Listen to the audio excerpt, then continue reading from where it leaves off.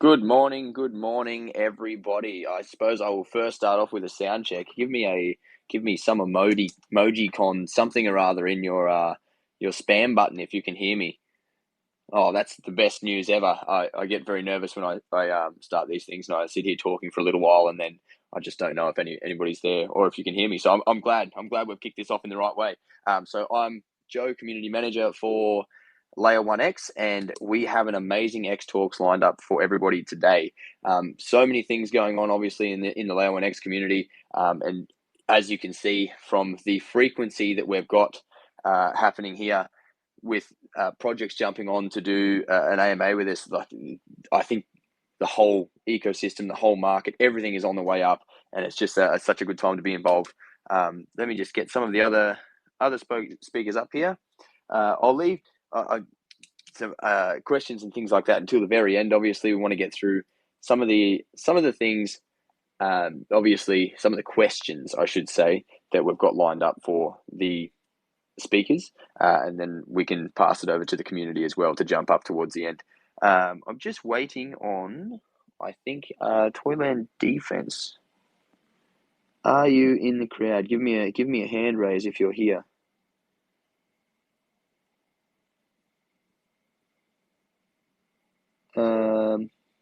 And just put your hand up so you can speak. But while we're waiting for everybody to jump on board, let's start off with some quick intros and a welcome, especially to our guests. And I hope I don't get this wrong in terms of pronunciation. Is it Cyberlete? Is that correct? Pretty close. Cyberlete, so like a cyber athlete put together. So cyber Oh athlete yes, type of I thing. see. I Pretty see. cool. That makes much more sense. So like, yeah, like athlete, like cyber athlete, cyber elite. Mhm. Awesome. Yeah. So huge welcome to you. Huge welcome to Hot Knife Studios. And I see we also now have our third speaker, which is fantastic, from Toyland Defense. So I'll just get you to go through in it can be any order. Just jump in whenever you feel comfortable. But just a brief intro about yourselves, about your gaming project, and tell us a little bit about you. Who wants to jump up? I'll start. Hello, everybody. I'm Jeffrey Monis, co-founder of Cyberlete. A little bit about Cyberlete. We're a massive social application with competitive features for gamers, embedded with AI technology and biometric player verification.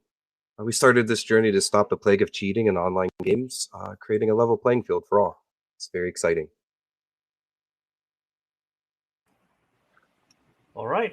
Perhaps I'll go next. My name is Jeremy. I'm actually one of the co-founders of Shield Games. Sorry for being late. I missed the link just now. So we are building a Web3 mobile game called Toyland Defense. Actually, in pre-registration mode right now. We are in Google Store, and we'll be launching in both Google Store and iOS, hopefully by May this year. Something that we are very passionate in. I think our team has like 15, 20 years. Some of them have 20 years, have been building games, publishing games in the games industry. I myself built games on Nokia phones, if you guys remember those days. So yeah.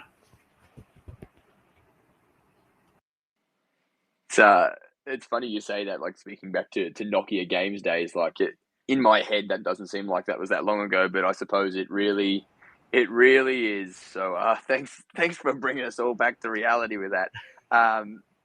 Mark, if I got you there. That's real funny. Yeah, no, I hate thinking back to, how far away the 80s was or things like that. But it's a new year, a brand new year. Hope everyone's having a great year, a great time. My name is Tiwa. I am CMO at Hot Knife Studios. We are a game studios. Our first game is launching soon. It's called Bastion. It's a brutal 4K medieval fighting game with true to life physics, combat physics, where players battle to the death. You could just imagine if you were in that medieval setting and you had to fight for your life, and anything goes. So it's that type of game that we're developing now. We're raising investment currently to finish our demo for Bastion. In the meantime, we're growing our community. We have hopes to grow it to the thousands within this year. We got a system and we're doing it. We're meeting people, making connections, and just finding true gamers.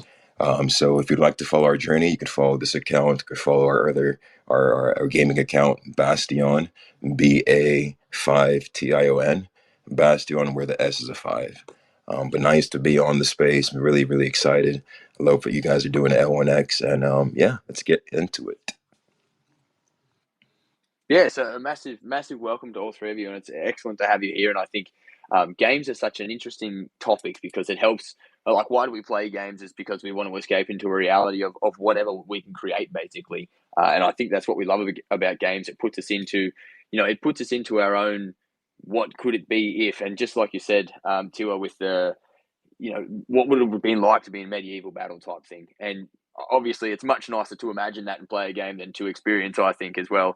So let's dive into the next question. And same again, we'll just go round table style, and you guys can answer. But so, one of the big things I suppose in the gaming space is some of the issues that come up. Like how do we get the most or the best user experience, especially in Web3? How do we integrate things so it's seamless? And I think that's a big problem as a part of what's being built out.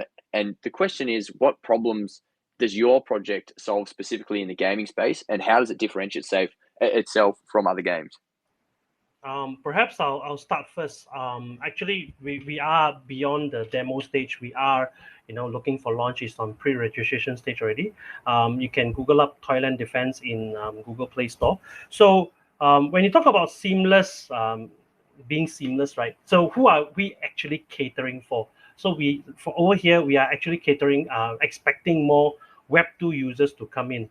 To be fair, there are Web3 gamers out there, but let's just be honest. Web3 people here are they are playing games to make money. Whereas the Web3 crowd, the Web2 crowd, they are playing games to be entertained, right? So in order for them to be entertained, they do not need to go into speed bumps like wallets, etc. So what we are doing here actually is doing AA, account abstraction. So we are using one of the vendors out there. And the second thing is actually gas. Web2 users do not need to know about gas. There are several options on this. It's either we sponsor the gas, or actually we can use a roll-up as a service. This is something new, where you can actually spin up a roll-up, and then you can practically program it to be gas-free. So that's another option. Thirdly, is about education, the tutorials, how you deposit and how you withdraw. So that needs to be introduced progressively to the users as and when the deposit and withdrawal is needed.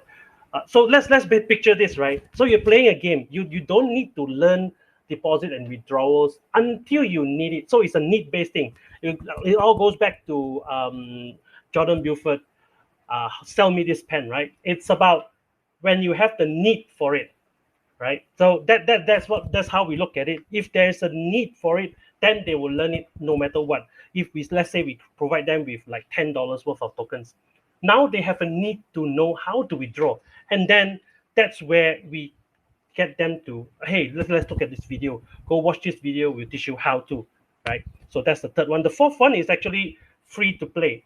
Free to play means you come in, you don't need to buy any tokens or have any NFTs to start playing. So it's about the user journey here. You come in, you play the game. Now you play like 1 day, 2 days. Now you're fairly okay. You like it, and then you play for 2 weeks, for 3 weeks, and then you get hooked. And then now we say that, oh, now you need some tokens. Now you need some NFTs. We'll teach you how. So they're hooked already. They're committed. As the poker terms, they're pot committed.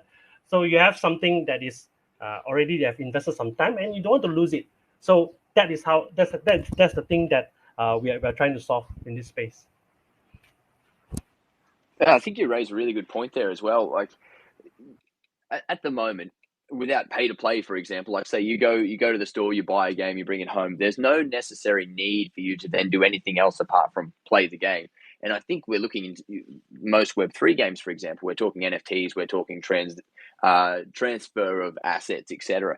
And while that presents a lot of opportunity in terms of people being able to buy assets that could, in theory, increase in value or build themselves up a profile that they could sell online or anything like that, it still comes at that base level education that, okay, there's going to be transaction fees. There's going to be like movement of things between wallets where you will need this on-chain wallet that allows for those things to happen. And I know that like there's plenty of options around of is it a gasless style chain and all this sort of stuff that's being created, but it raises a really good question. And exactly like you're saying, how can you onboard them effectively in a way that's still really suitable for the user, but still allows them to then get the full experience over time? And is it that you guys have it on your back end to begin with, and then you get them involved with those NFTs, with everything else, or is it you just smack it with them up front and then expect that they learn the rules along the way? No, it's absolutely. I think you're spot on the money there. Cyberlete or Hot Knife Studios, where are you guys at with same question? Just to reiterate, it's what problems is your project trying to solve in the gaming space, and how does it differentiate between other games? Sure. I'll jump in here. So we're creating an ecosystem, and we're creating tools for all the game developers, tournament organizers, fans, players of esports, etc. So we're not specifically a game, but we're making tools for game developers. So we're trying to help fix a big segmentation going on. So blockmentation spread across the world. We all know this already. This blockchain, that blockchain. The same thing's going on with gamers. What I mean by that is there's a social platform for everything but a gamer. So what we've done is created a social platform that's intuitive. So a user can come in, have this social-like experience, but able to create a team, and they're able to join a tournament very easily, very intuitively, with a few clicks. Obviously, some information need to be filled. So that allows the user, the gamer who is joining this competitive game or competitive scene, to find exactly where to compete, because that question is now answered. We're trying to solve that for people to have a home.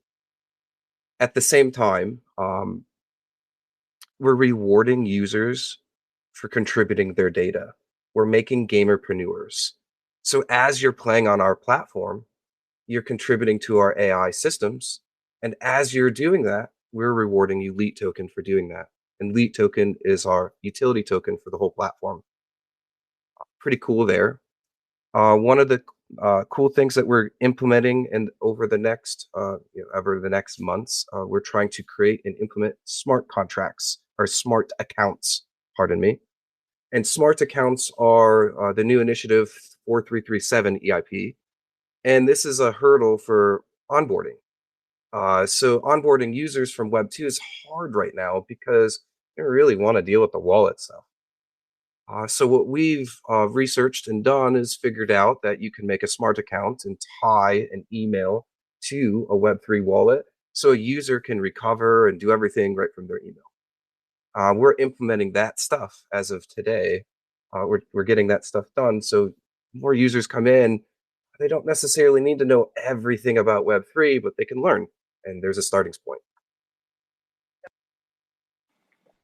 That makes perfect sense, and I see that a lot in the Layer 1X journey as well, where we're getting so many new users that are coming in that are not crypto native, and for all of us that are, and probably most of the people realistically on these spaces right now are probably crypto native to a sense, and we understand how things work and where things are, and the nuances of being able to transact on the interfaces.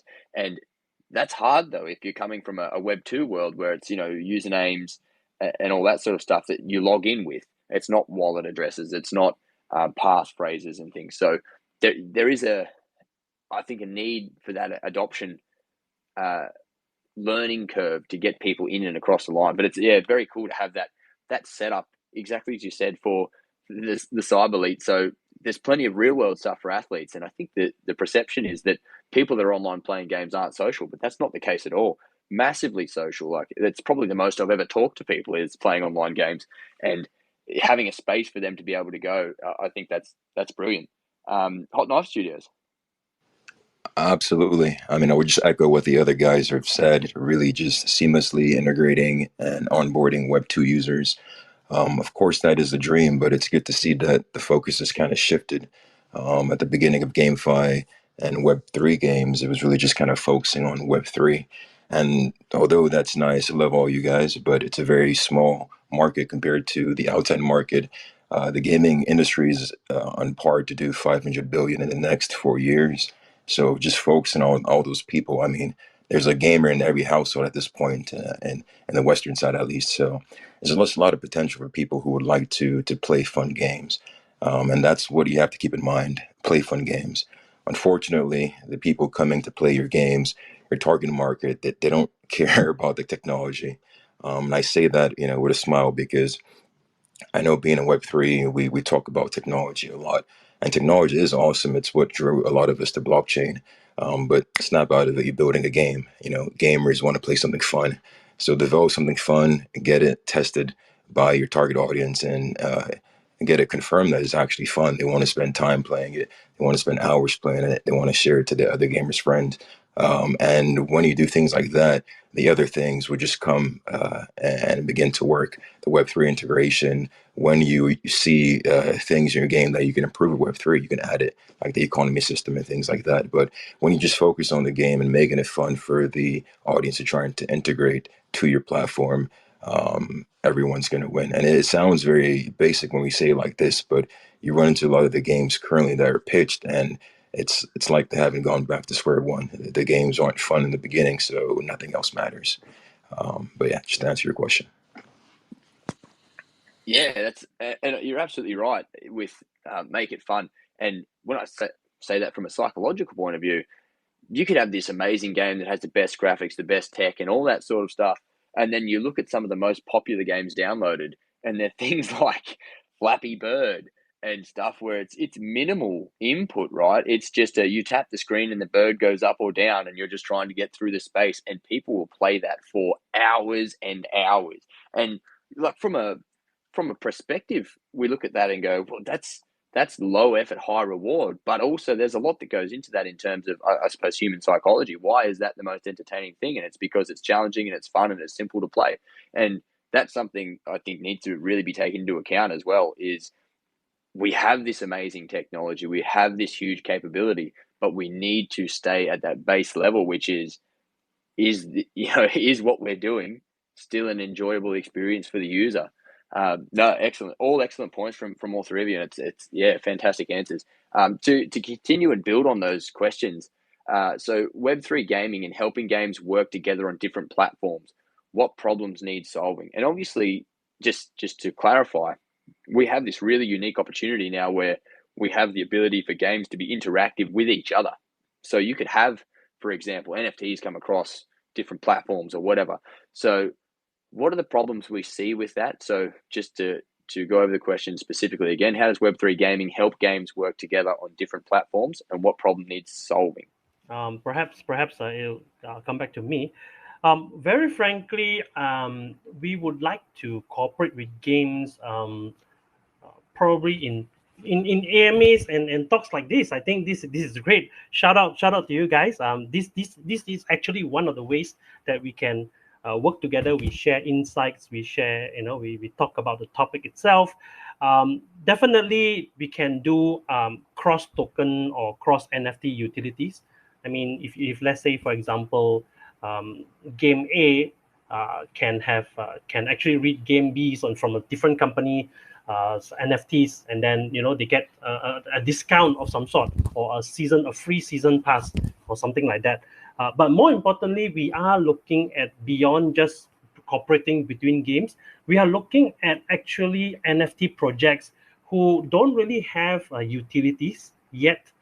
Say, for example, I think BAYC started without zero utility other than they get together, and now they have the other side. So we are looking at that. So we are looking at NFT projects who already have the community, but they don't have a utility. So we can provide for them. Hey, look, come in. You have your Pudgy Penguin, for example. You come in our game. We have a penguin character. So if you come in, you hold a Pudgy Penguin NFT, we will give you a free skin. So something like that. So I would say the best way is for each of us to tap into each other's communities, whether it's a game or it's an NFT project. Frankly, NFT project has a much better success rate here. So again, looking to onboard NFT projects down the line, showcase their PFPs, showcase their, we can make a game model game skin over for their project. Yeah. Well, 100%. I think what you say is true.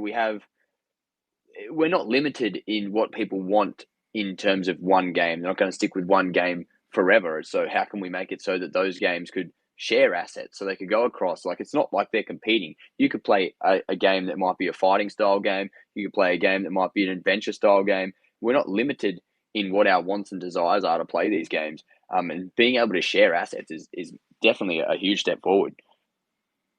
Do you need me to repeat the question? I know we get a lot of talk in here. I can jump in. Yeah, perfect. Cool. So I would like to state, imagine you are looking at Steam powered Valve platform, or Blizzard.net, or Epic Games. Imagine these platforms just working together. Now you were on Counter-Strike, and the skins that you got on Counter-Strike worked in Fortnite. And the things that you did in Fortnite ported over to a game called Smite, or whatever the game was. Doesn't matter what game it was, but imagine if the world operated like that in our metaverses, because they're all metaverses essentially. So like imagining that interoperability, essentially Steam has done it. They're just centralized. Epic Games has done it. They're just centralized. Now imagine those NFTs were all over and it was an open ecosystem supporting the games that everybody loved. That's the future of what the interoperability, and I feel like that's how games will start working together. Meaning, an example right now, if you're looking at Fortnite, you're looking at a Web3 game called Shrapnel, and they are now working together in a collaboration. So Web2 type of game working with a Web3 type of game, collaborating, and now there's this working with different platforms type of thing going on in a collaboration right now as we speak. And as this starts happening more and more, Web3 is going to get more attractive to people because they're going to start seeing, oh, I have this NFT. It's in my wallet or my smart account. And now I can go to Epic and sign into my wallet, my smart wallet, and pull all my skins that are interoperable into that platform and use them on those games. What an amazing time we live in. What an amazing time. Oh, for sure. I think that's the experience, right? You spend so much time to collect these assets, and then at the culmination of the game, then they're gone, and that's it. And you get the new game, and you start again. You get the next version, you start again, or you swap games because you're looking for a new experience, and you start again. But what if you could take some of that stuff and just transfer it over? What if you could have your cake and eat it too, so to speak? Like I think that opens whole new gates and borders that we can cross for just increased game experience. Hot Knife Studios. Absolutely. And if you think about it, doing it that way, it gives the power to the players, to the gamers. I know people fear what they don't understand, and Web3 and crypto is very scary to somebody who's been outside of it.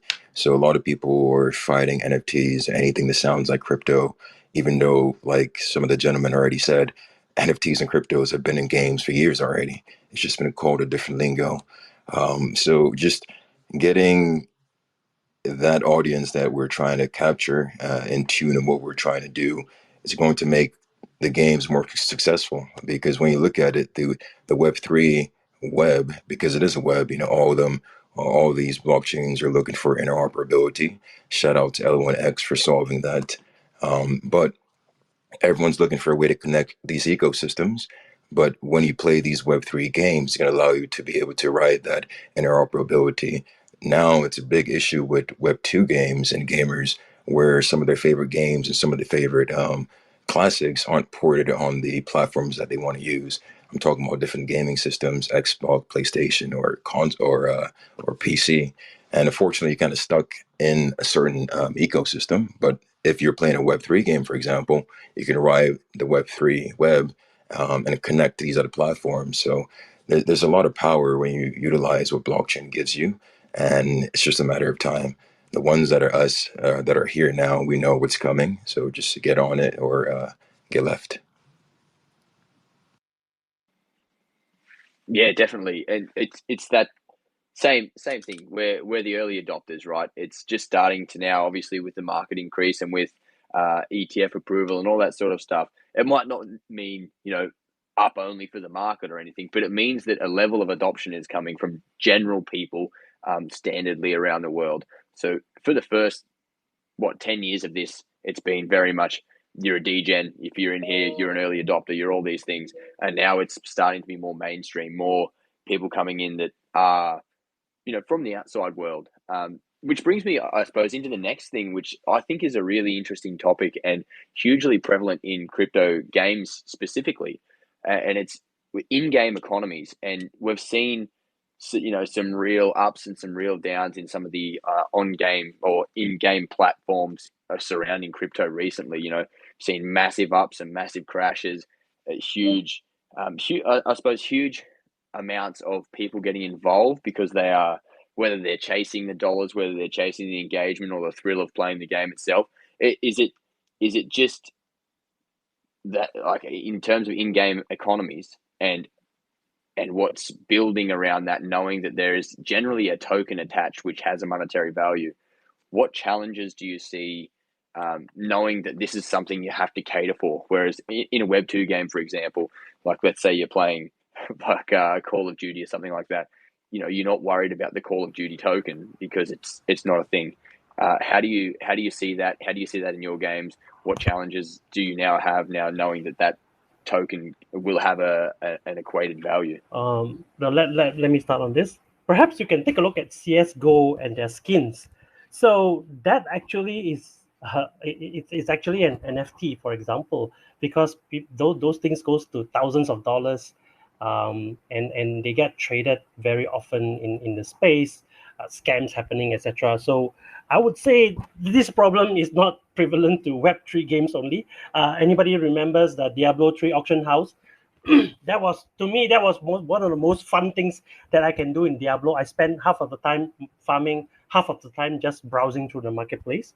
So this thing is not new, but having said that, I would refrain from telling anyone to speculate on all this in-game economy stuff. So again, most of the companies, game companies now, they are all looking at more towards the Web 2.5 rather than a full Web 3, where there are still a large chunk of centralized stuff versus the decentralized stuff. So, for example, in-game economies, you try to corner the market on a particular NFT of a particular unit, for example, and then the company decides that, okay, this unit has been too powerful. Everybody is using it. It needs to get nerfed, and then this is a decision to keep the health of the game. So they have to nerf the unit, and then suddenly the NFTs that you have collected plummet in price. Not great. Again,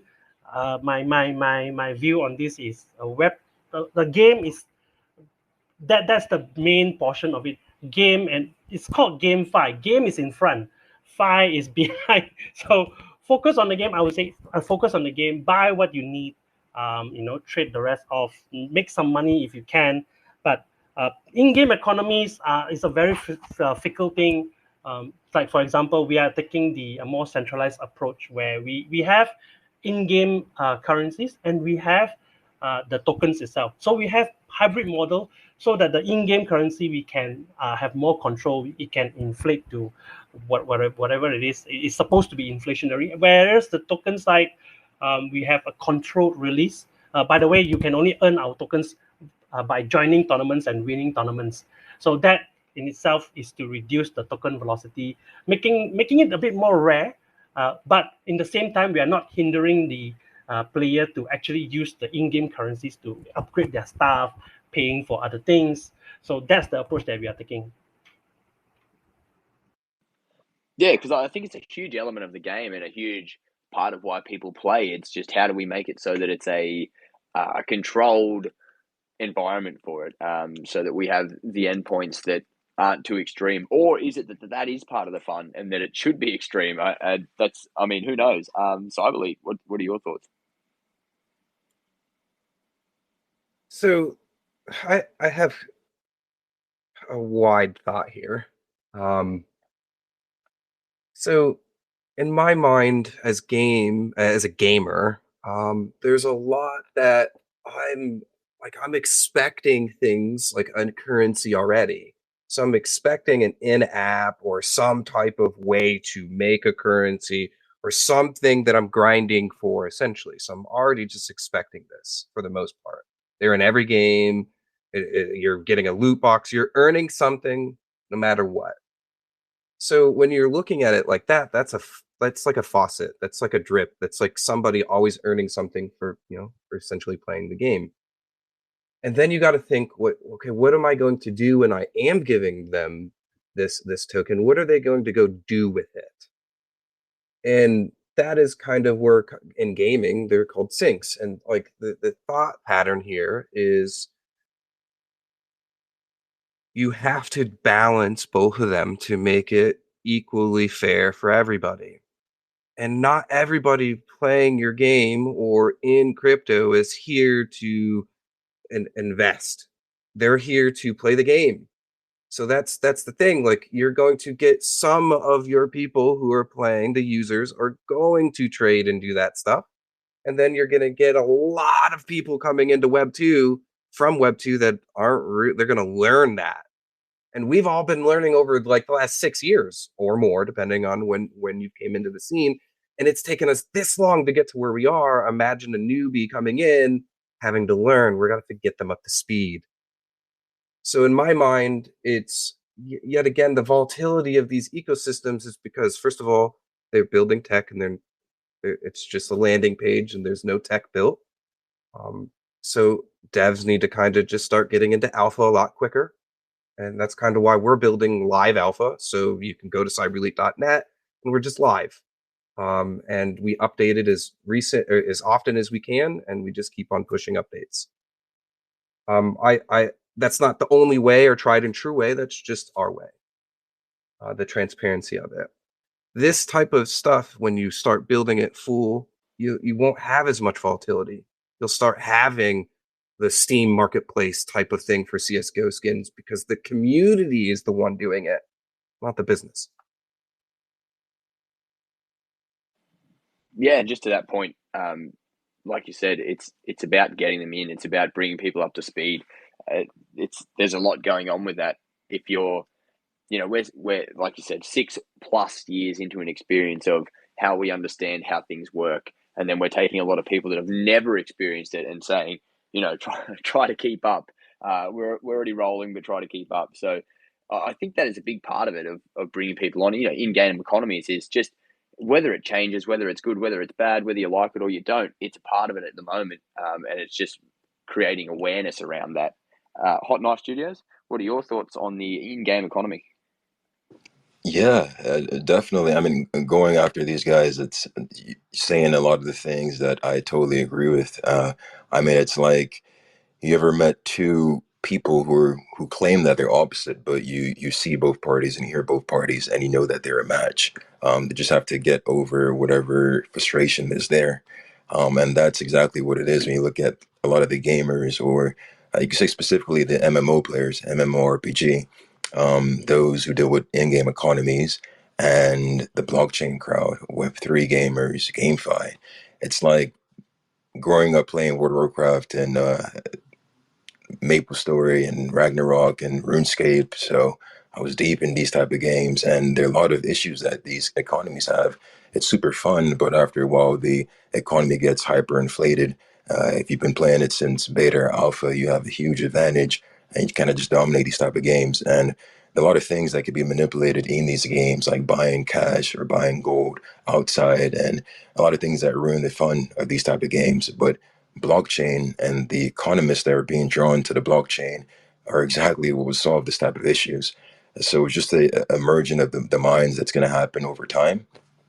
A lot of the people now in the current space that I've had the opportunity to rub shoulders with, they're just extremely talented. They're people who are killing it in the Web2 side in terms of being an economist or maybe being a accountant or just working with different types of cryptography, and they're just applying it to games. And we're not there yet, but 5 years or so, the type of games and the type of economies is going to be out of this world. And I believe that the gamers, even the ones that are pushing and gnawing against blockchain, are going to be the ones that benefit one of the most of it. Because a lot of those games that I mentioned in the past that have been ruined wouldn't be that way anymore, and it's going to be a more immersive event. I think that speaks to the base level of crypto is, I suppose the word is equality or fairness or evenly distributed or decentralized. All those words sort of tie into the same thing, and it allows for that large scale community involvement at all different levels where we can get, one is one, as opposed to coming into the game very late and getting wrecked, as you say, which I think is that's a huge thing. It's very hard to get up to speed with people that are there early, but maybe this creates a sense of level playing field for everybody at every stage of the game, which I think is absolutely awesome. To build on that, we have so another question around, and this is around digital identity and how people attach themselves to an ID. So I think it started really early, for example, with PlayStation, Xbox, a computer itself, games where you have a clan tag or you have your own user identity that you're known by, and people will then just refer to you as that when you're online. That's for all intents and purposes your digital identity. If we're just to be very specific about the question, how do you include? How big of an issue is it for you to accommodate a common digital identity, which includes assets, data, anything that's attached to that digital identity itself? How big of an issue is it to accommodate that, incorporate it into your games or gaming platforms? For us, we actually have like 2 more titles that's planned along the way, and we are actually using the same tokens, and there will be cross compatibility between our own games using the NFTs. So having an identity is definitely quite important, so that you can you can use your same account that exists over all 3 games. That being said, whether it's going to be a DID or not, it's up to debate. Because for us, we are expecting like 70-80% of our gamers will come from the Web2 side, and having a DID might introduce another layer of complexity. So we are going to take the wait and see approach. See whether the DIDs is now is going to be widely adopted. I mean, it's being touted largely, but whether there's a big adoption, we're still waiting for it. Again, a games company have too many factors involving to survive, other than, and we do not want to shake the boat and introduce too many things upfront. I'll be also very honest here, because our Web3 crowd, probably like 20-30% are actual, will be hardcore gamers. The rest will come from Web2. So for us, wait and see. We can always develop the DID when the second game comes out, 9 months, 12 months after this. And, we might or might not. We'll have to see the market trend. I guess to expand on that before we jump to the other guys for their answers too, is it that maybe it's not the games individually themselves that create their own IDs inside the game, but it's more so a base layer digital identity? And obviously, a quick plug, Layer 1X is building out that technology as well for that digital identity as a base layer for individuals, inside their 1X app, etc. And so just to give an example, we have modern day cars, combustion engines, and all of them run in a similar fashion on the same tech in terms of Henry Ford's combustion engine. It doesn't matter that there's different makes using that engine. There's a vast variety of cars that are using that, and that's what I would call the base layer software or hardware in this case. But is it that maybe there's a base layer that does the digital identity and all games can plug into that? And I realize that this is a really big, that's a broad goal, right? But is that a way that maybe we go, okay, that then allows for a lot of transferability between assets, that allows for people to be able to hold on to their own digital identity that's attached in and out of different games? Or do you see it that it will still be siloed specifically to each game, where it's like this stays here? because we have that capability now, I think, to cross those borders, and it's just how do we set it up. Yeah, sorry, that was just my thoughts off that, Cyberlete. If you want to jump in with your thoughts on integrating the digital identity and what that looks like from your perspective. Yeah, sure. So we want to create, like, sure, we want you to have player accounts, but we want them to be a smart account. So it's not something that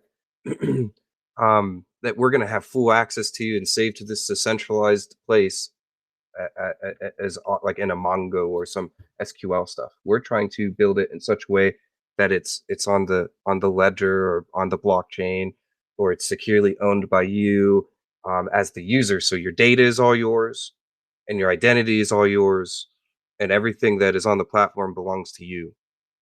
You give us access to that, and that's what gives the rewards to you. So essentially, we want you to own all your data, and we want you to have this base layer digital identity, but it's safeguarded as yours. So kind of like a biometrically verified system that we have for our competitors. That is our partners who do that. They save everything on the user's device that needs to be hashed out, and the rest of the information stored on blockchain. So essentially, yet again, your biometrics are safe, and they're not, like, essentially not being everywhere. So it's another, like, thing that we've done to verify humans and use blockchain to validate where other KYC measures can't. So in this base layer digital identity, I really do think it's a great thing. And I believe that the hardened truth here is that if you can do a great UI UX, that is very simple to understand, that ties wallets to a user's email, you are going to have a better time onboarding the users and getting them a base digital energy or digital identity. Oh, I have to agree. And we're so tied, I think, to our email as our username now. It's our login for so many things, whether it's the email itself, whether it's other gaming things. And the recoverability, I think, is a big thing because we forget our password every day of the week. And it's hard to sort of keep up with those things. So the whole idea of saving your own data and your own key phrases, I think for a lot of people is quite scary because usually there's a bit of a safety net there, and without having those things, knowing if you lose your keys, it's over. I think for a lot of people that's a very scary journey, and it's how do we make it so that everyday users feel safe, secure using it, knowing their data is safe, knowing that they're safe online, but also can get the best experience out of it as well. Hot Knife Studios, for digital ID, how do you see it? Yes, absolutely. Playing some of these games, building up a rapport, it was for a lot of people an escape. A lot of the people enjoy the time and the immersion of these games, and you could find yourself sometimes playing more time than you spend outside when you don't count sleep and other activities that you have to do, because the world or the life that you had in the game was just so fun for you that you wanted to spend all that time. But what happens is that over over a period, there is like a ceiling, and a lot of people end up eventually leaving the game or doing other things.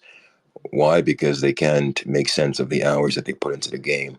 The game might still be fun, but it's just so many things that make that feeling of that immersion a little bit more detached. But now, if you're able to have that digital identity connected to these accounts, these players, it makes the whole thing completely different. Now you're not just a character that dies in the game and that's it, and that's where it stops. But you are more connected to like a brand and where you're able to go and what you're able to do and the worth of the actual game time you're putting into the game. So there are a lot of connections, a lot of positives, and a lot of benefits, I believe, for brand identity and just the Web3 games in general, and a lot of attraction from these people who have made a name for themselves in Web2 games when our games become fun enough. So that's how I feel about that.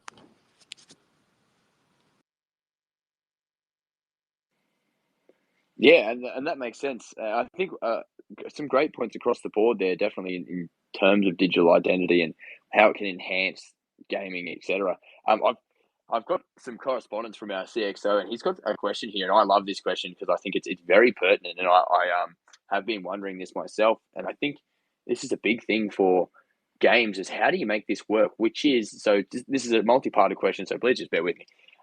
So are NFTs specifically a large part of your game? So obviously we've got a lot of different game types that exist in Web3 or that are coming in Web3, and let's say there are NFTs in there. There's skins, there's weapons, there's tools, etc. So the question is, how do you regulate what NFTs are allowed inside the game and not allowed inside your game? And as an example, it would be, let's say you're playing a medieval game and you've got your swords and your axes, full like cloak and dagger type thing. And then you've got somebody that's on a different level playing, let's say, a Star Wars type game where they've got a lightsaber or a laser gun, or some form of ballistic blasters or something like that. How do you see that working? Because obviously you can't bring one asset across to the other and it be identical. Is it that they're classed into categories where this is a level whatever and that's worth a level whatever? Like what do you think that should look like? Actually, for me, well, I think obviously those are two different games, probably from two different companies. So if there's, to me, if there's some sort of cooperation, right, you can actually read off the metadata and of the NFTs from the other game and convert it into something meaningful, like generate a new weapon in the medieval game, for example. So so that is one. To be very honest, probably that is one of the low hanging fruits. That's one of the easiest. The higher one will be to have to incorporate into the user generated content. Let's say, for example, you have a medieval game. You are able to generate maps and play styles. So you can actually incorporate that blaster into that custom map, and everybody can use the blaster, for example. Now the medieval game suddenly becomes a time travel theme, and then you can create stories and over it. So I think something that we have not touched is the UGC part of games, where I feel that it is also a huge thing moving forward. Why Roblox is being so much being played, and Minecraft as well. It's all about UGC, and if we can incorporate that, then we can have blasters, time traveling. You can write a story on it, give everybody a blaster, perhaps have a laser, like saber or something like that. And that actually is a very good idea moving forward. So, but there's a lot of thought needs to be put in. It could be a custom map. It could be even incorporated tournament. Okay, this week we are featuring this map, this custom map as a tournament. For in this custom map, let's everybody download that map, everybody plays it, and see how it goes. That, to me, that is a very fun way of cooperation, a very fun way of doing crossover. Yeah, I think it definitely, and this is I would say, if I was to see a barrier, not being inside building games, but from the outside, something I see that would be a barrier here is this would take a great deal of coordination between teams, between projects to make something like that happen. But I think the end project, like the end product of that, would be absolutely amazing. It's just how do you facilitate something of that magnitude? But that's probably a question for another time. Cyberlete, how do you see NFTs? Do they work inside your ecosystem? Is there something that's transferable like that? Is it more like how does that look for you? So in the Cyberlete ecosystem, we do NFTs, but we call them non-fungible trophies. So our idea is to make a trophy system that users who are doing our leagues and or tournaments or events, depending on what it may be, actually go through the league, tournament, or event, and now they earn a trophy that has a purse tied to it or a key to something. It unlocks stuff within the platform that you have to earn. So you don't just like get to the pro scene. You got to go from the open scene all the way up to the pro scene by earning the NFTs to unlock it. So it's not just like Cloud9 gets invited to the pro scene automatically. They have to essentially work through their way up and get there. And that's how we see the NFTs on our platform. At the same time, we want to add some type of crowdfunding to it too. This allows like our NFCs to allow the community to come in and add more prize pool to the said tournaments tied to the NFT, that when the smart contract runs, say the purse gets done because first place, second place, third place needs to be distributed, that automatically distributes. Boom. Now those teams have their token, and they didn't have to wait 6 months, a year, 2 years, 5 years, never get paid, whatever their answer is. This is including the broadcasters and your streamers too. There's a lot of broadcasters out there that, do a lot of work or a lot of marketing. And this allows uh, that to come out. Absolutely, and let's continue on that vein. Hot Knife Studios, your take on NFTs in oh well, same question to bring it back. Yeah, same question as before. Definitely. So, like in our ecosystem, in our game, we call them digital assets. But talking to the homies, talking to the Web3 crowd, so we could just use the NFT lingo here. We all know what we're talking about. But when you look at the people who actually did it correct, the people who have done it the right way, you look at Reddit. They nailed it with their digital avatars. Everyone and their mom using the platform was running to get them, and still do. But they're just NFTs connected to the Polygon blockchain. But in our game, NFTs or digital assets will be in the same vein.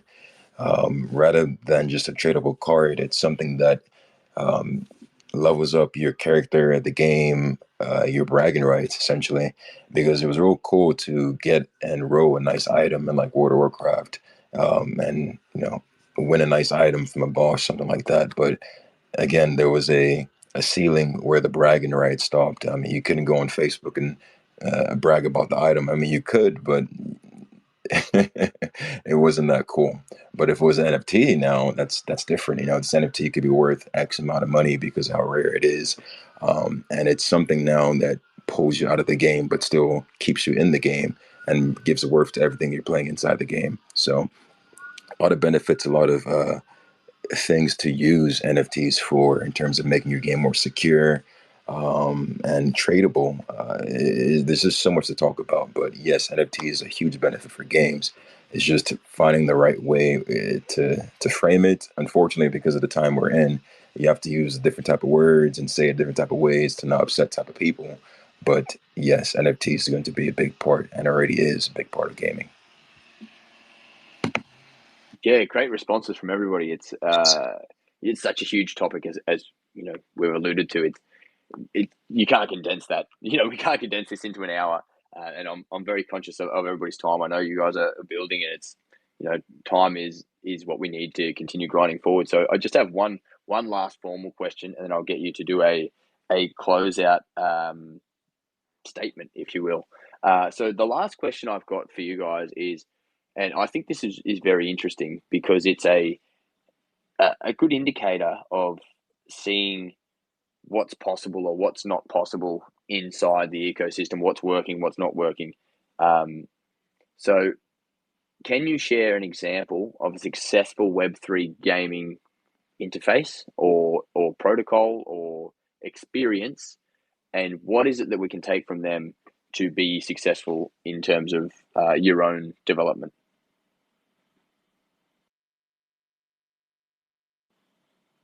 I see we've lost Toyland defense. I think he's trying to get back in. So, Cyberlete, if you want to start while I try to get him back on stage. So let me clarify the question. So is there any examples out there of Web3, and can we like, what have we learned from those examples? Is that correct? Yeah, I think that's perfect. Like, what do we see out there that's already successful in terms of Web3 gaming? What can we take from that and amplify or move forward? What are some of the learning things we can take from that? Okay. So essentially two big games that have pretty much done really good successful launches. I would say Immutable X, not Immutable X, sorry, Illuvium, my bad. They're built on Immutable X. So Illuvium is like is an auto chest builder, and they've done really good job at kind of onboarding people, spreading their economy around, launching things, doing a lot of NFT giveaways. They got a token. They've kind of blended a lot of things with a land launch. They got a lot going on, and they got a lot of moving pieces, and it's kind of been fun watching them, on board and get a bunch of users. They've also are one of the few games that are on the Epic Store, though there's many going. And the next one would be Shrapnel. They've done another a good example of getting out there and doing something that you liked that's unique as an extraction shooter, adding the NFTs and the blockchain technology to it. And now they've made it kind of readily available and easy to like get your hands on with their new like promotion stuff for their game, which is pretty cool. So there's a lot that those two games share to all of us right now. Big Time is another one. They came in and launched. And we can all learn from these and their mistakes. So I haven't really done a lot of diligence on their mistakes. I just want to harp on their positives though. So as of now, they've brought a lot of traction into the scene, and that is a good thing. At the same time, they've come in with AAA development games instead of these not built games for people. And the other side of gaming on DeFi, which is GameFi, what they call it, which is like staking an NFT and not really playing a game. So they've evolved the scene, and I'm happy to see it.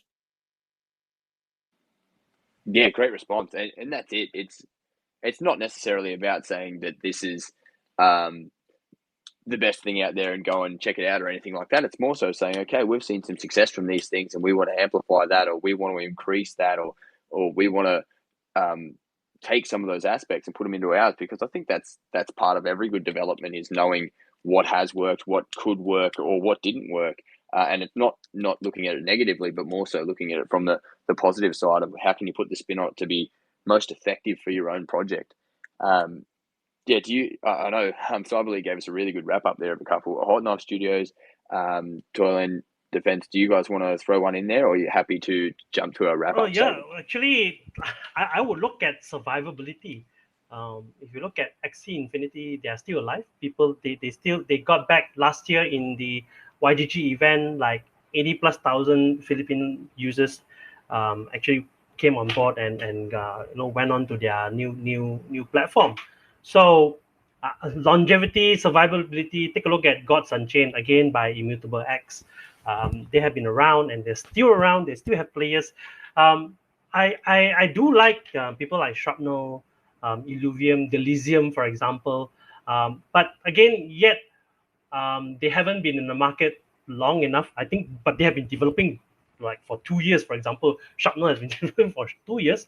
I'm more concerned about the game's survivability and profitability. Because at the end of the day, we are here for a reason. We don't raise a bunch of money just to waste it all and get them traction and whatever, but don't survive and don't give back the money to the investors. To me, profitability remains a very big thing. Even Axie Infinity, their tokenomics wasn't great, can't survive the test of time, but the game does. Gods Unchained, we still have players in the prices of the NFTs still maintains at a level. So that's what I'm more towards looking at. I highly, because Web3 is a highly ever changing space. We don't really prefer to build games that takes 2 years, 9 months, 12 months, perhaps. That's why our games are more towards mid-core or casual to mid-core level. But the game, by the way, our game is actually more a strategy, more of a tower defense strategy, 1-on-1, 2 or 2v2, 1-on-1, and that's it. We at the end we will as a young studio, that we came together with a bunch of experienced guys. We don't want to take too much risk. I think we have to balance out the risk as well.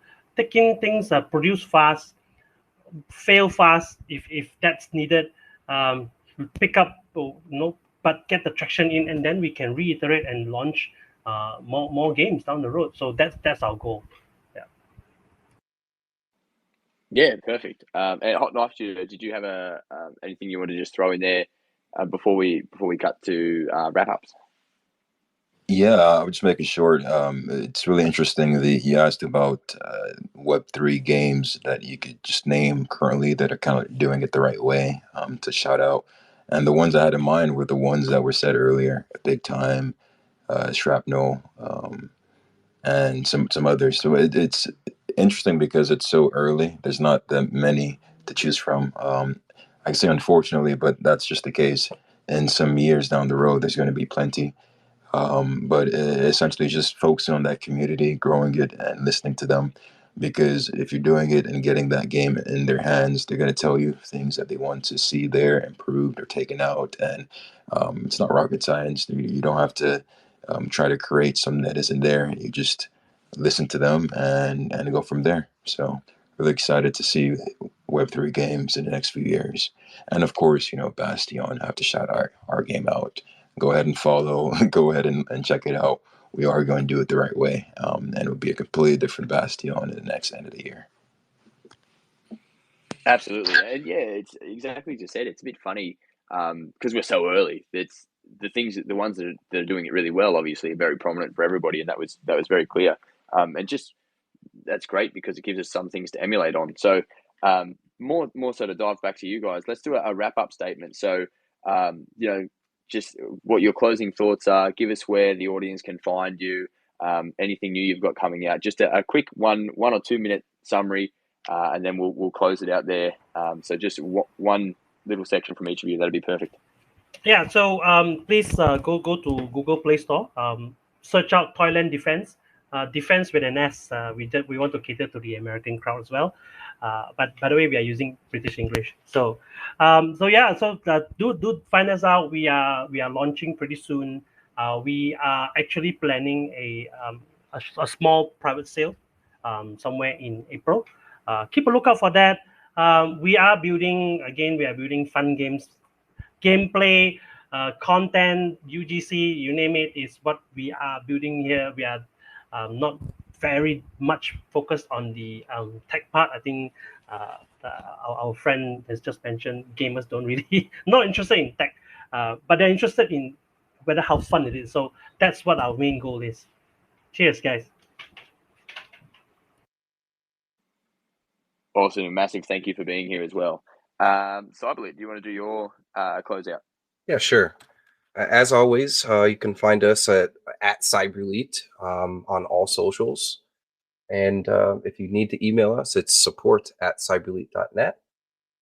Some cool things that are coming up in the near future. We are incubated by Constellation Network. Very awesome guys over there. Really happy to be incubated by them. We're integrating our Metagraph soon. I'm not going to give a specific date, but we are working on it, and that is going to be coming out soon. Pretty cool. We're also behind the scenes working on edge computing rewards and a Cyberlete LLM.